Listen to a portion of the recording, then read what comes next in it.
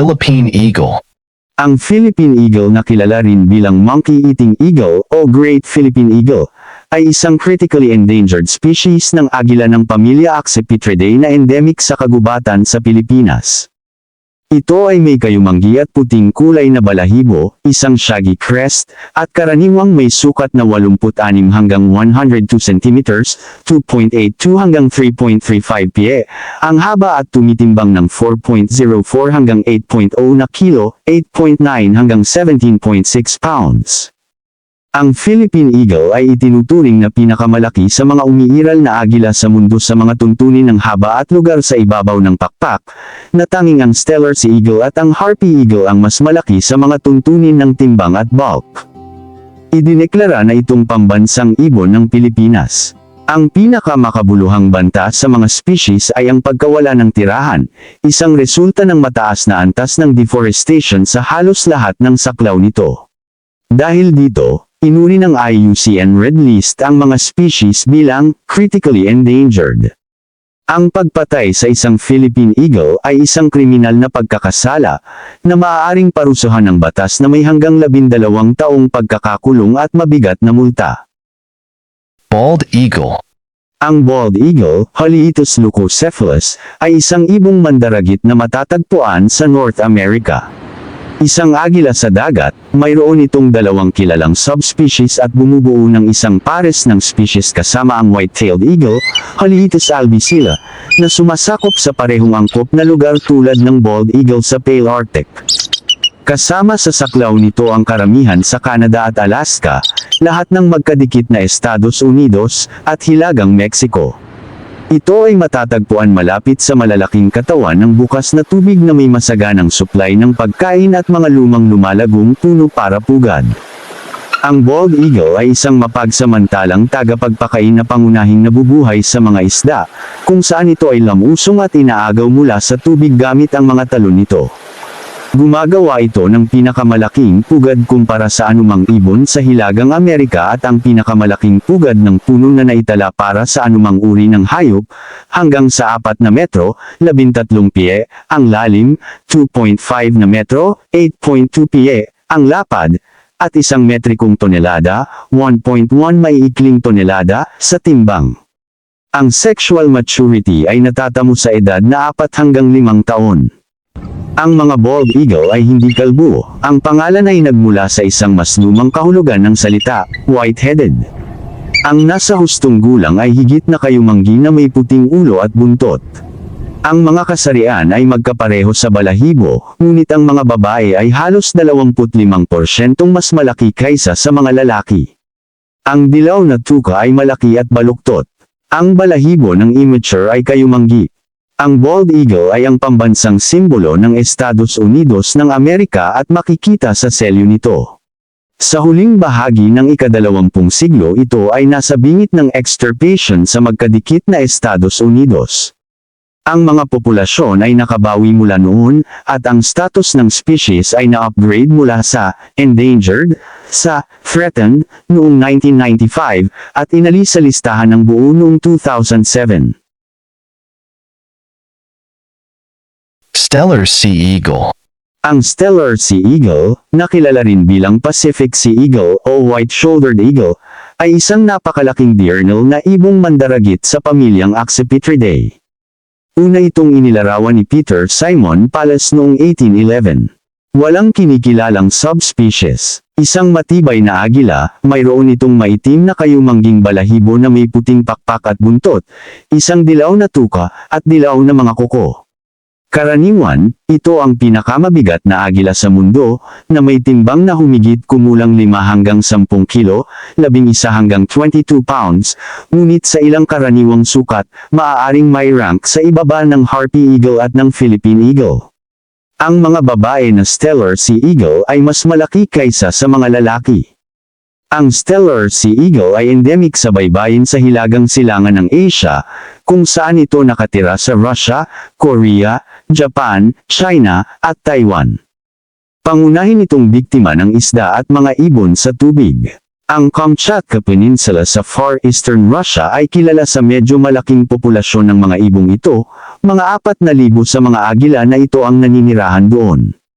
Ang Steller Sea Eagle ay nakalista bilang vulnerable sa International Union for Conservation of Nature's Red List, IUCN Red List, ng mga nanganganib na species. Harpy Eagle. Ang Harpy Eagle, Harpia harpyia, ay isang malaking neotropical species ng agila. Tinatawag din itong American Harpy Eagle upang makilala ito mula sa Papuan Eagle, na kung minsan ay kilala bilang New Guinea Harpy Eagle o Papuan Harpy Eagle. Ito ang pinakamalaking ibong mandaragit sa buong saklaw nito, at kabilang sa pinakamalaking nabubuhay na species ng mga agila sa mundo. Karaniwang naninirahan ito sa mga tropikal na mababang kagubatan na nasa itaas, emergent na patong ng canopy. Ang pagkasira ng natural na tirahan nito ay naging sanhi ng pagkawala nito mula sa maraming bahagi ng dating hanay nito, at ito ay halos maubos mula sa karamihan ng Central America. Ang genus na Harpia, kasama ng Harpyopsis, Machirymphus at Morphnus, ay bumubuo sa subfamily ang Harpyinae. Ang mga Harpy Eagles ay napakalaking ibong mandaragit na nakatali para sa titulo ng pinakamalaking agila sa mundo kasama ang Steller Sea Eagle at ang Philippine Eagle. Ang mga Harpy Eagle ay matatagpuan sa mga tirahan ng rainforest sa halos lahat ng South at Central America.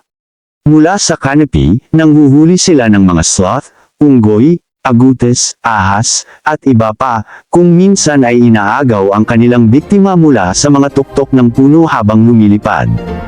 Nagagawa nilang manghuli ng biktima hanggang sa 10 kilo, 22 pounds. Ang mga Harpy Eagle ay nag-asawa habang buhay, at ang babae ay nangangitlog ng 2 itlog, isa lamang ang karaniwang napipisa. Ang isang sisiw ay tatakas sa loob ng mga 6 na buwan. Ang mga magulang na Harpy ay gumagawa ng isang sisiw tuwing 2 hanggang 4 na taon. Ang mga Harpy ay matagal nang may malaking kahalagahan para sa iba't ibang mga katutubong grupo sa kanilang hanay. Para sa ilan, ang mga Harpies ay personifikasyon ng mga pinuno ng tribo. Ang ilang mga katutubong grupo ay nag-iingat ng mga buhay na Harpies sa mga kulungan, at ang iba ay gumagawa ng mga ceremonial na kasuotan mula sa kanilang mga balahibo. White-tailed Eagle. Ang white-tailed eagle, kung minsan ay kilala bilang Zea Eagle, ay isang malaking ibong mandaragit, malawak na ipinamamahagi sa buong temperate Eurasia. Tulad ng lahat ng agila, ito ay miyembro ng pamilyang Accipitridae, o Accipitrids, na kinabibilangan din ng iba pang diurnal raptor gaya ng mga lawin, saranggola, at mga harrier. Isa sa hanggang 11 miyembro sa genus Haliitis, na karaniwang tinatawag na sea eagles, ito ay tinutukoy din bilang white-tailed sea eagle. Minsan, kilala ito bilang ern o ern, depende sa spelling ayon sa mga pinagmumulan, gray sea eagle at Eurasian sea eagle.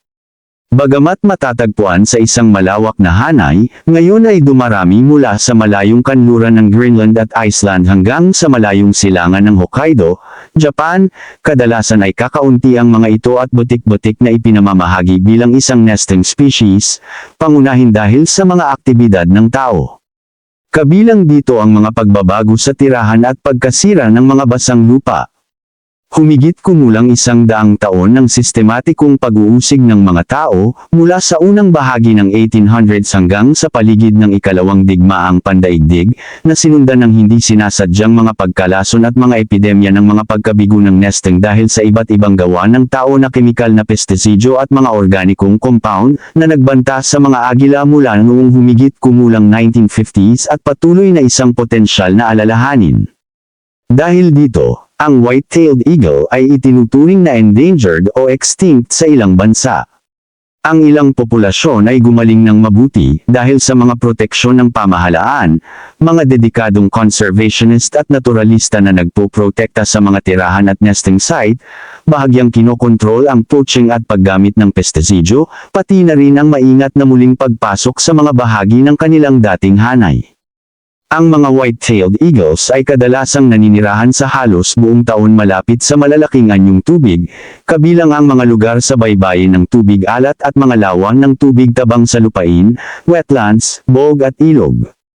Nangangailangan ito ng mga matandang puno o maraming talampas sa dagat para sa pugad, at isang masaganang supply ng pagkain ng mga isda at ibon, kadalasan ay mga ibon sa tubig sa gitna ng halos anumang iba pang magagamit na biktima. Parehong isang makapangyarihang apex predator at isang oportunistang scavenger, ito ay bumubuo ng isang pares ng species kasama ang bald eagle, na sumasakop sa isang katulad na angkop na lugar sa North America. Golden Eagle. Ang golden eagle ay isang ibong mandaragit na naninirahan sa Northern Hemisphere. Ito ang pinakamalawak na distributed species ng agila. Tulad ng lahat ng agila, kabilang ito sa pamilyang Accipitridae. Isa sila sa mga kilalang ibong mandaragit sa Northern Hemisphere. Ang mga ibong ito ay madilim na kayumanggi, na may mas magaan na gininto ang kayumanggi na balahibo sa kanilang mga batok. Ang mga immature na agila ng species na ito ay karaniwang may puti sa buntot at kadalasang may mga puting marka sa mga pakpak. Ginagamit ng mga golden eagle ang kanilang liksi at bilis na sinamahan ng malalakas na paa at malalaki at matutulis na mga kuko upang manghuli ng iba't ibang biktima, pangunahin ng mga liebre, kuneho, at marmot at iba pang ground squirrels. Ang mga golden eagles ay nagpapanatili ng mga home range o teritoryo na maaaring kasing laki ng 200 square kilometers, 77 square miles. Nagtatayo sila ng malalaking pugad sa mga bangin at iba pang matataas na lugar kung saan maaari silang bumalik sa loob ng ilang taon ng pag-aanak. Karamihan sa mga aktibidad sa pag-aanak ay nagaganap sa tagsibol. Sila ay monogamous at maaaring manatiling magkasama sa loob ng ilang taon o posibleng habang buhay. Ang mga babae ay nangangitlog ng hanggang 4 na itlog, at pagkatapos ay incubate ang mga ito sa loob ng 6 na linggo. Karaniwan, 1 o 2 bata ang nabubuhay upang tumakas sa loob ng halos 3 buwan. Ang mga juvenile golden eagles na ito ay kadalasang nakakamit ng ganap na kalayaan sa taglagas, pagkatapos nito ay malawak silang gumagala hanggang sa makapagtatag ng isang teritoryo para sa kanilang sarili sa loob ng 4 hanggang 5 taon. Sa sandaling kalat sa buong Whole Arctic, nawala ito sa maraming lugar na maraming tao. Sa kabila ng pagiging extirpated mula sa o hindi karaniwan sa ilan sa mga dating hanay nito, ang mga species ay laganap pa rin na naroroon sa malalaking kahabaan ng Eurasia, North America, at mga bahagi ng North Africa. Ito ang pinakamalaki at hindi gaanong matao sa 5 species ng totoong accipitrid na nangyari bilang isang breeding species sa parehong Pale Arctic at Nearctic. Sa loob ng maraming siglo, ang uri ng hayop na ito ay isa sa mga pinakaiginagalang na ibon na ginagamit sa falconry. Dahil sa husay nito sa pangangaso, ang gintong agila ay itinuturing na may dakilang mistikong paggalang sa ilang sinaunang kultura ng tribo. Isa ito sa pinakamalawak na pinag-aralan na species ng raptor sa mundo sa ilang bahagi ng saklaw nito, tulad ng Western United States at Western Pale Arctic. African Fish Eagle. Ang African Fish Eagle o ang African Sea Eagle ay isang malaking species ng agila na matatagpuan sa buong Sub-Saharan Africa kung saan man naganap ang malalaking anyong tubig na may masaganang supply ng pagkain. Ang African Fish Eagle ay may scientific name na Ichthyophaga vocifera. Ito ang pambansang ibon ng Malawi, Namibia, Zambia, at Zimbabwe. Bilang resulta ng malaking saklaw nito, kilala ito sa maraming wika. Kabilang sa mga halimbawa ng mga pangalan ng This Eren sa Afrikaans, Narquoise sa Chewa, Eagle sa French, Hangwei sa Shona, Inkwazi sa isiZulu, at Encho sa Northern Soto. Ang species na ito ay maaaring kahawig ng bald eagle sa hitsura, bagamat magkaugnay, ang dalawang species ay nangyayari sa magkaibang mga kontinente, kasama ang bald eagle na naninirahan sa North America. Ang African Fish Eagle ay isang malaking ibon. Ang babae, sa 3.2 hanggang 3.6 na kilo, 7.1 hanggang 7.9 pounds, ay mas malaki kaysa sa lalaki, sa 2.0 hanggang 2.5 na kilo, 4.4 hanggang 5.5 pounds. Ito ay tipikal na sexual na dimorphism sa mga ibong mandaragit. Ang mga lalaki ay karaniwang may mga pakpak na humigit kumulang 2.0 na metro, 6.6 pie, habang ang mga babae ay may mga pakpak na 2.4 na metro, 7.9 pie.